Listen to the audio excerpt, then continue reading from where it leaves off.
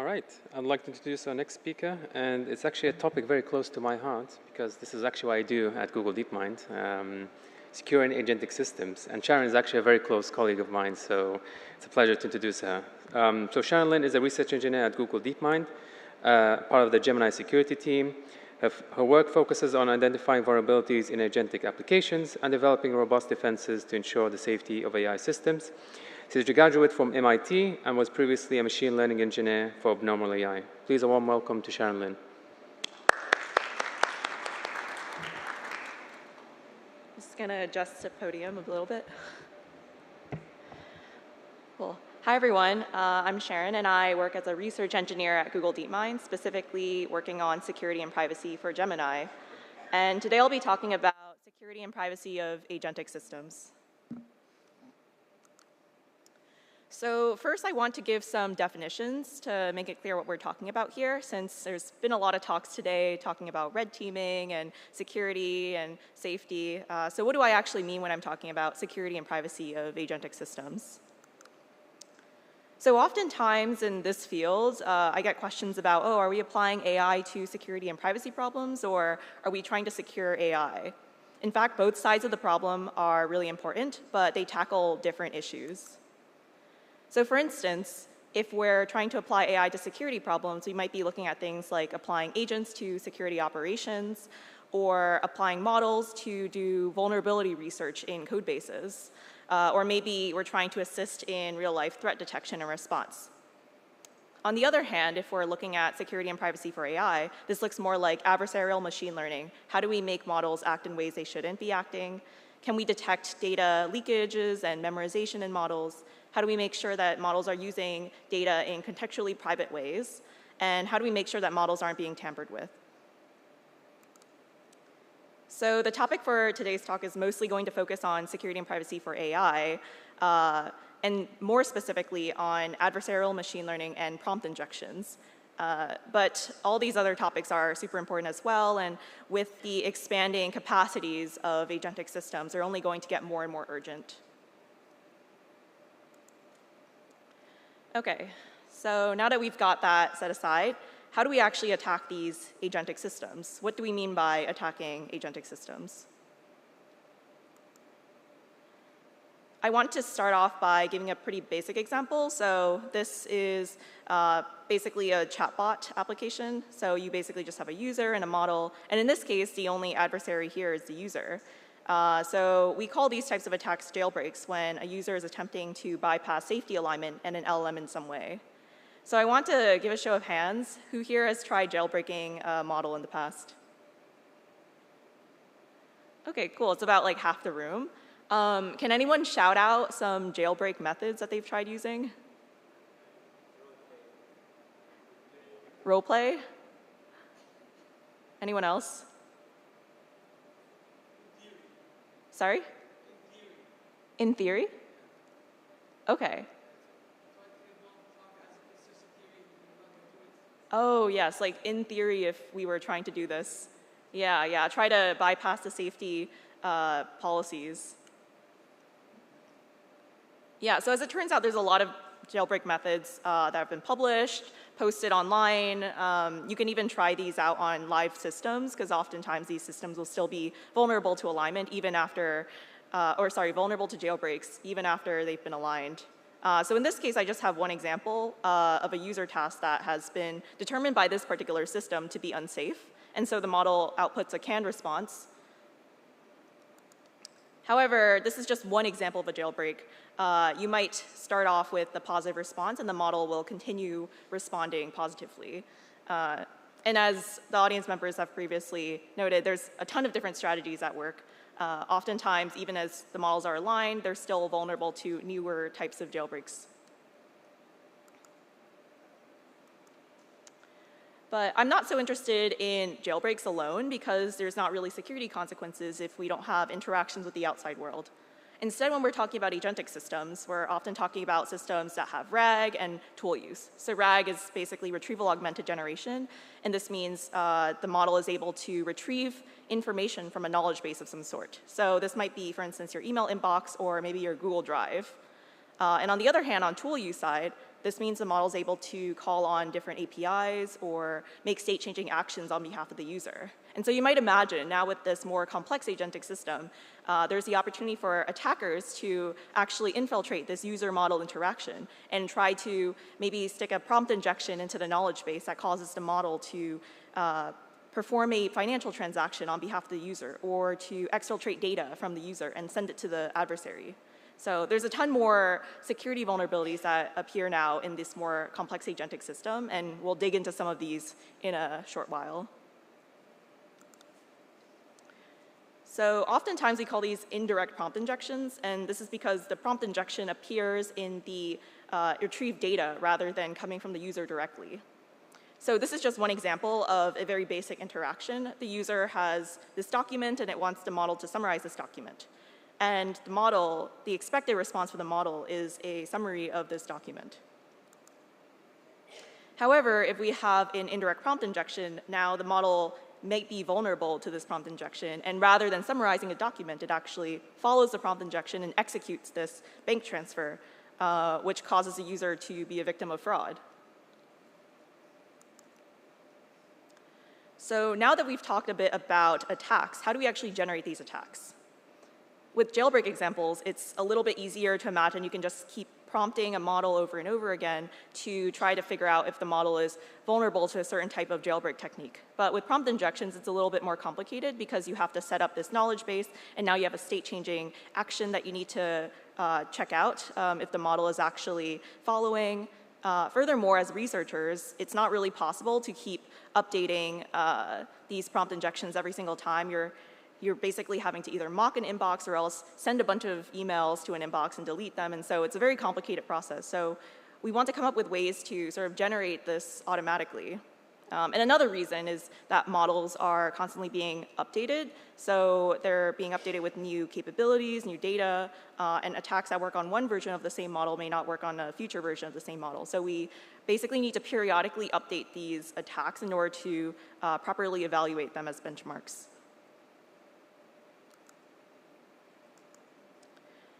So one method for auto-red teaming is called GCG, or greedy coordinate gradient attacks. So I'm going to go back to the jailbreak example, just to have a basic example again. So perhaps we want to force the model to start off with some token, sure, followed by any positive response that it will have to this unsafe query. So the authors of this paper published in 2023 called Universal and Transferable Adversarial Attacks on Aligned Language Models.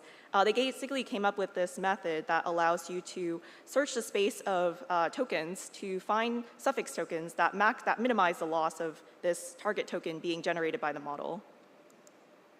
And they were able to find that over a number of iterations, this actually increases the attack success rate of this prompt working while minimizing the loss. And in fact, they were able to do this over a number of different unsafe prompts to create a more generalizable attack. And this is kind of what the formalized function looks like. So basically, you're just adding suffix tokens periodically to the end of this unsafe prompt, and then measuring the negative log probs of the model actually producing this target token, and then basically taking the best performing suffixes. So in practice, it kind of looks like this. It's a bunch of random tokens that are appended to the end of an unsafe prompt. And to a human, this doesn't really make any sense. But to the model, this has actually caused it to be primed to generate this token sure, which will then be followed by the positive response to this unsafe prompt. So as you might imagine, these types of attacks are pretty easy to spot in the wild. If we see a bunch of random tokens, you can basically just filter them out. So a more malicious and stealthy type of attack might be a human-readable attack. So there's actually a lot of strategies for producing these types of attacks as well. One of these is called the Tree of Attacks with Pruning, or TAP, which is also published in 2023. So the way this attack works is you start off with a prompt injection, and then you ask a model to generate a bunch of candidate prompt injections based on this initial prompt injection. And then you cherry pick out the ones that don't work on the target model, and then you basically repeat this process over and over again until you have a candidate pool of working prompt injections or jailbreaks, depending on what scenario you're using. And our team has actually used this to attack Gemini. We've published the results publicly in our paper, Lessons from Defending Gemini, alongside other attacks generated by different similar strategies. So to switch gears a little bit, I also want to bring in the topic of multimodal attacks, since nowadays language models are not just processing text, but instead they're also processing images, audio, video, tons of different multimodal inputs. And this opens up the space for a lot more surface areas for attackers. So you might remember back in 2015, it was really hot to attack image classifiers as the adversarial machine learning target. So this one paper, for instance, proposes a method for attacking an image classifier to cause it to mislabel an image by perturbing the pixels within the image to maximize the loss on the target label. So how does this feed back into the topic of prompt injections, though? Well, I'll start off with the jailbreak example once again. So you might remember from just a couple slides earlier, we were talking about GCG and how it's basically generating a bunch of random suffix tokens that cause the model to output this target token. So what if instead of generating a bunch of suffix tokens, we just updated an image that is added to this user prompt? So that's basically what the authors of this paper did. They added this image of a panda, and then they updated the image to create a universal jailbreak. And we could do very similar things in agentic systems as well. Maybe one detail that you might want image in an agentic system to have, for instance, maybe you want a prompt injection, is you want some more finer grained data. You don't want the image to just cause the model to output a single token. Maybe you want it to actually follow some instructions in some way. So you might look into adding prompt injections into the image metadata or other sources that are not visible to the user. Another strategy is called image downscaling. So the intuition for this is, imagine you have a really huge image with a bunch of pixels scattered throughout, and then you downsize that image, and it brings the pixels closer together, and it forms a word. So if anyone's ever done those magic eye illusions, where on one resolution or one angle, the image just looks normal, and then in another angle, you see a bunch of words appear, this is a very similar type of strategy. So with image downscaling, now you can basically have an image on the web or email or in some knowledge base of some sort that just looks like a normal image, but then when it goes through the transformation in order to be processed by the model, the prompt injection actually appears. So in this case, with bicubic downscaling, the image that on the left just looks like a teacup and a pot of tea, on the right, now it reveals these set of malicious instructions that causes the model to send an email to this malicious email address with information from the user. Okay, so that was a lot of information about attacks and how to generate attacks. I want to sort of summarize that all by giving a real-world example for how we might approach using these attacks in the wild. So the agent here is not an actual agent. It's a framework of an agent. And basically, this agent is equipped with computer use. So it has access to a browser, and it's able to perform actions within this browser on behalf of the user. So say the user wants to order a cake from Mary's Bakery. The user tells the agent to order a cake from Mary's Bakery, and the agent begins to browse the web. It starts off with a search engine, and it starts to search for this bakery. In the list of results, there's a bunch of bakeries that pop up. One bakery in particular, you might notice, the description looks a little bit different. Rather than just having a regular description of the bakery, it has a prompt injection that's telling the model to ignore all the other bakeries and choose this bakery instead. And a model that is not resilient to prompt injections will simply follow these instructions and not even notify the user that something is up. So when the model navigates to this malicious bakery site, lo and behold, there is another prompt injection on this site. And this prompt injection is even more malicious. It's asking the model to send $1,000 via PayPal to this address. And since we already know at this point this model is just broken and cannot handle prompt injections whatsoever, it follows this prompt injection and doesn't tell the user. And it sends $1,000 via PayPal to this bank account. And once again, the user has been a victim of fraud. Okay, so knowing the consequences of prompt injections in systems, how do we actually defend our agentic systems against prompt injections? Well, as it turns out, this is the big problem that the industry is facing right now. We at Google DeepMind are also actively doing a lot of research and engineering to make sure our users are protected from these types of malicious attacks. And you can sort of break down some of the strategies into a defense in-depth approach. So this basically means layering defenses at different levels of the processing. So this is a very oversimplified view, once again, of how an agentic system works. But I think it gives a good illustration of some of the layers of defense that you might want to put into your system. So one layer is the input layer. So this is the information that's going into the context window. So this includes all the untrusted data that the model is pulling in on behalf of the user via the knowledge base maybe, or documents that the user has even uploaded to give the model to process. On the model layer, we're talking about things like pre-training, post-training, model alignment, steering the model. So this is looking within the model without even interrogating the outside systems, classifiers, filters, whatnot. Can the model itself understand if there is a prompt injection? And then on the output layer, this looks at after all the processing has been done and there's responses, can we mitigate prompt injections on that level before actually executing these tool calls and returning malicious information back to the user? So here we're looking at things like logs, moderation, filtering, guardrails, classifiers.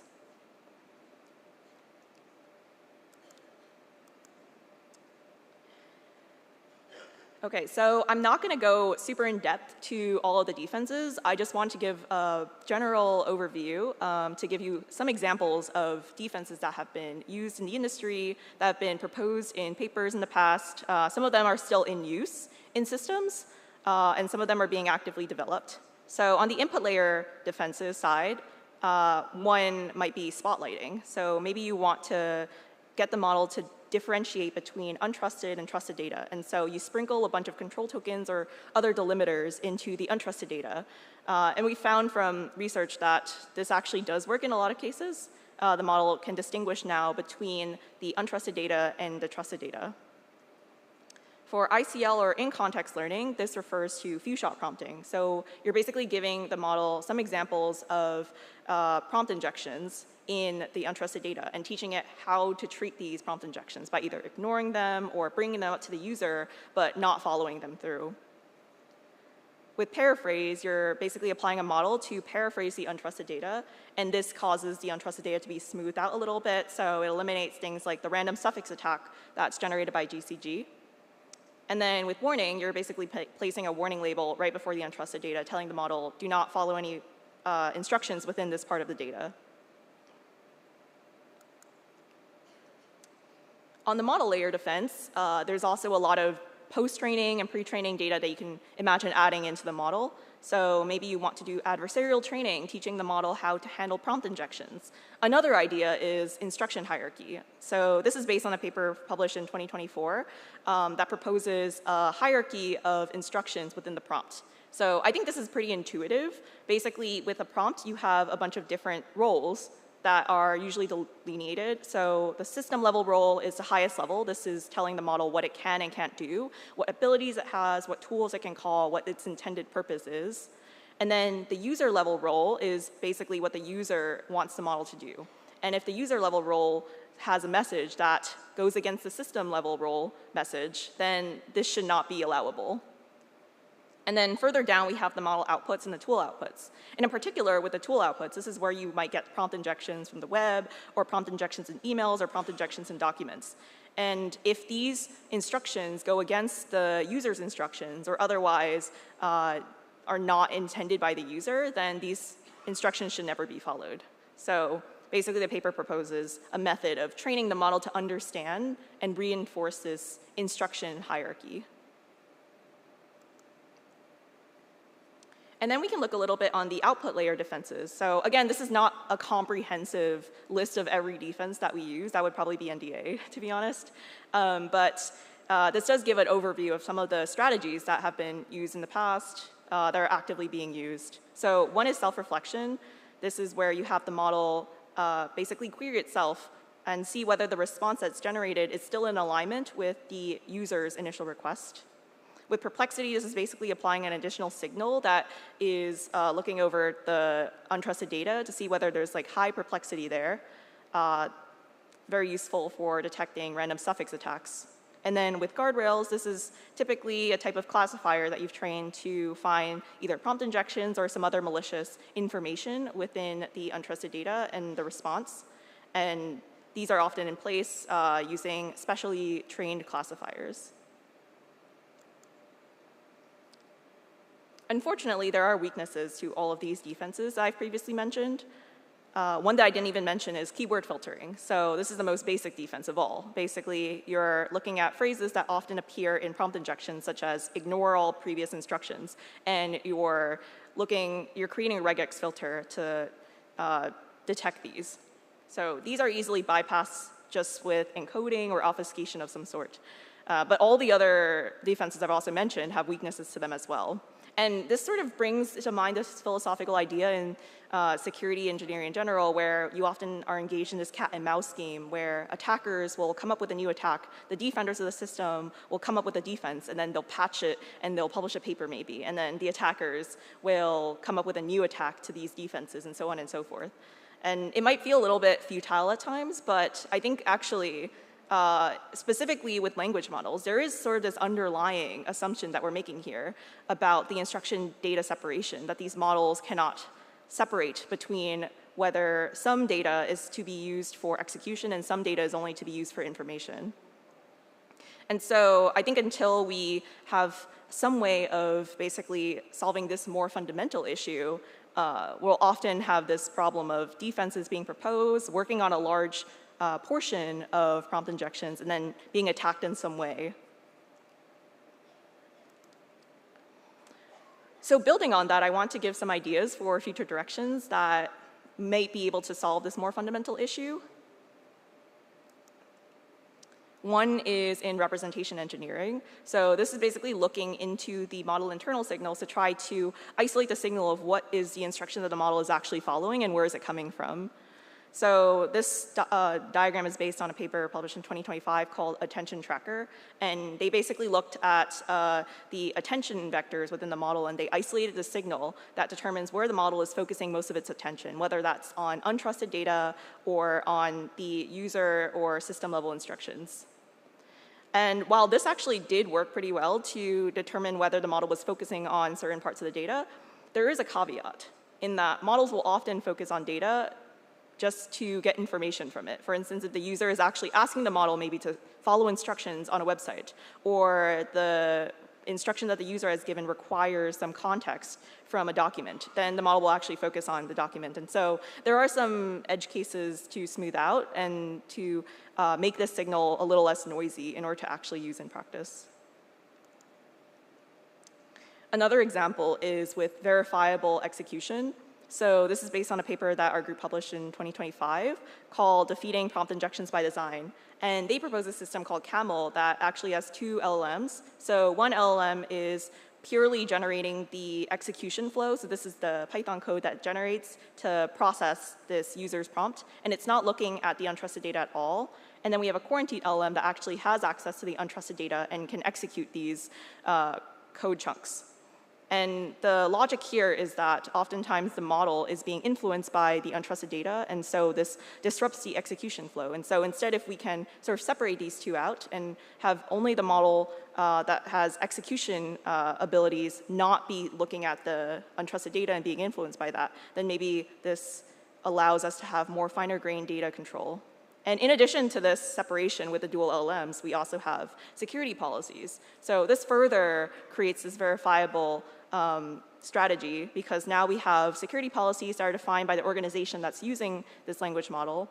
And this controls data flow, it controls control flow, it tells you whether some data can be used in certain contexts, whether data can be sent to certain places. And any of the code that goes through the system has to go through this interpreter that cross-references the data that's being flowed through the system with these security policies. So overall, the authors propose this verifiable execution environment. But in the paper, if you read into it, there are still some caveats and some edge cases that need to be smoothed out in order for such a system to really make it in the real world. And then another idea that's been proposed more recently is this idea of architectural separation. So you might remember that in the regular token space, basically there's no difference between instructions that are, or rather data that is in system instructions, user instructions, and the untrusted data source. They're all kind of just combined in the same flow to the model. And so how do we actually make sure that the model itself understands, or rather, how do we prevent the model from executing on certain data while still allowing it to reference this data? And so the authors of this one paper called Aside, they propose doing a 90-degree transformation or a 90-degree rotation on the embeddings of the data tokens and keeping the regular embeddings of the instruction tokens in the user and system space.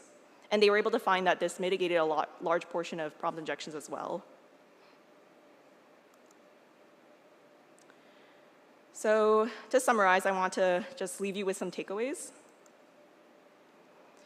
Regarding the security and privacy of agentic systems, when we're thinking through problems in this space, we often have to keep in mind that these engineers who are building these systems, these developers, they're not trying to slow down. Security is not top of mind.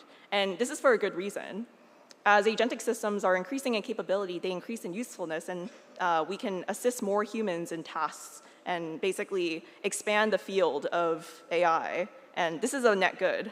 So we don't want to be slowing down this progress in any way. But at the same time, as new capabilities are being brought into these systems, now we have new attack surfaces, and we have to be mindful of the fact that attackers are now looking at these new attack surfaces and coming up with creative new attacks.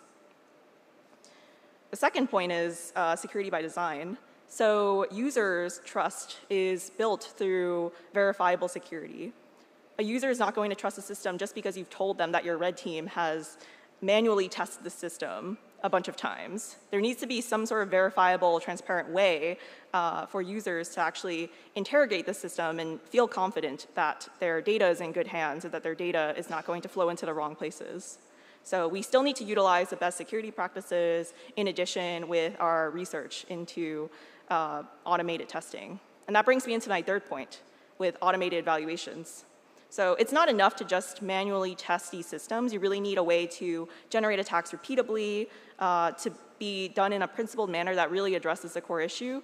And so this is where automated evaluations come in, because with prompt injections, jailbreaks, this class of attacks on adversarial machine learning systems, you really need to be able to generate them in real time.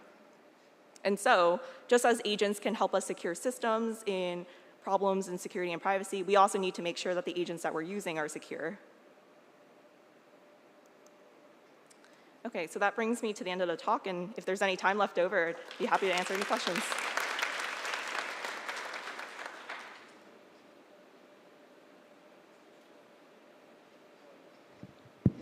Okay, so I have a very quick question followed by a more intermediate one. Basically, usually when we talk about security, you have the aspect of the attacker and the defender. So would you say that the attackers and the defenders are at the same pace, or are the attackers ahead when it comes to jailbreaking such systems? Mm-hmm. And as you, for example, scale Gemini and make it more powerful, and for instance, it might learn some implicit reward hacking, such manipulative implicit behavior, how does that affect the security of the system? Mm-hmm. I might need to repeat the second question later, but I can address the first question. So I think this has been a hotly debated topic, whether attackers or defenders are more resourced at the current moment. I think if you asked me like a year ago, I would definitely say attackers have a bit of an edge, because so much of the research in the field was about adversarial machine learning. You were basically seeing all these papers at top conferences that were talking about AI red teaming and coming up with new attacks and leaking model data and whatnot, and not so much work on the defense side. But I think now, fast forward a year later, we've really seen a large amount of investment into the defensive side with papers like the Camel paper and research into newer methods for attacking the more fundamental issue of securing models. So I think now it's hopefully a little bit more level. There'll still be the advantage that attackers have in that basically an attacker just needs to find one way to attack a system, whereas a defender needs to defend this entire complex system with a ton of surface areas. And so it's a bit of an unequal problem space. But I'm definitely optimistic for sure. And I think at definitely at Google DeepMind and at any model provider really, the users are very knowledgeable as well, and we can't really be lying to our users and telling them like, oh, this system is secure, but it's not really secure. And so I think that really keeps us responsible to make sure that what we're putting out is trustworthy. Oh, and did you have a second question? Sorry. If I rephrase the second question, it's basically, as you mentioned, so the larger surface area. So as you train the network to become more complicated and more powerful, increasing most probably the attack surface area. How do you actually deal with that? Like when you're introducing something and you don't know what to expect. So how do you test the security of such a system? Yeah, so you definitely hit the right point there. You can't defend what you can attack. So within our team, we're actively monitoring the space. So anytime there's like a new product integration or a new attack surface area, we have manual red teaming that actually occurs before we go into doing any sort of automated testing. So we need to make sure we fully cover the types of attacks that we can understand about this new surface area. And we don't just rely on our own team. We're also going into the field, seeing what's users are actually doing in the logs. We're looking into academic research that's being published, things that people are posting online. So we're really monitoring the space as a whole, but it's definitely difficult to make sure we're covering all our area. And so this is something that we basically deal with on a day-to-day basis. Thank you. Yeah, thank you. Oh. Hi, thank you for the informative talk. My question is specifically about the verifiably secure execution method, and specifically when it comes to agents that have access to either OS or browsing the web, because more and more lately we're seeing like links that don't look like they're unsafe links, like in GitHub replies and so on, that are meant to take it in somewhere malicious to hack the person or so, and so on. So I wanted to ask you about the methods that are being applied to, combat this kind of attack. If we, let the agent open any link in a VM first before letting it continue with it, or how is this being dealt with right now? Yeah, so you're definitely right in that oftentimes there's a lot of actions that you can take in browsers or mobile devices that may not, they may actually trick the user. So the way that the security policy is applied in this verifiable execution space is that the organization basically defines a bunch of security policies that should never be allowable. So maybe the agent should never download anything from the web, or the agent should never send information about the user to any source. And so these guarantees are basically what gives confidence to the users that their data is being protected. However, it doesn't mean that the model's not vulnerable to jailbreaks. So the model still might follow these links, but it won't output the data. It might still send emails, but it won't output user information within these emails. So there's still going to be limitations to this type of execution environment, but what the security policies guarantee is that the specific data flows that you specify in the security policies will never be followed. All right, thank you. Yeah, thank you for the question. Thank you so much for your talk. I feel like you kind of almost half answered my question actually, because I wanted to ask about kind of execution environment. I feel like this was super, super interesting, and I guess in some ways I was wondering how much work is done in terms of, as you mentioned, like the execution environment and how to really kind of try to control that to allow the agent to have as much kind of control as we want it to have, but at the same time make sure that it doesn't execute in specific environments and kind of have that sandbox environment. So yeah, do you have any kind of insights to give about this? Yeah, so I guess there's a responsible response to this and an irresponsible response. I've been seeing a lot of companies that are not really caring so much about the responsibility aspect of this, just put agents out into the wild, and you basically can see in the news and online the results of this. People are getting their repositories deleted, they're getting information deleted left and right. And so I think within Google, we definitely care more about a responsible rollout. And so how we approach this is we start off with smaller releases. So basically any product release, we're testing it very thoroughly, rolling out to a small number of users to make sure we actually understand how the product is actually going to be used. We catch any early bugs early on, and then there's sort of this iterative process of introducing more and more capabilities as we better understand them. So when the product's actually released, by that point, we have a pretty robust understanding. It's still not going to cover all the grounds because that's really impossible with any system. But we have a much more mature understanding of what we're dealing with. Okay. Thank you so much.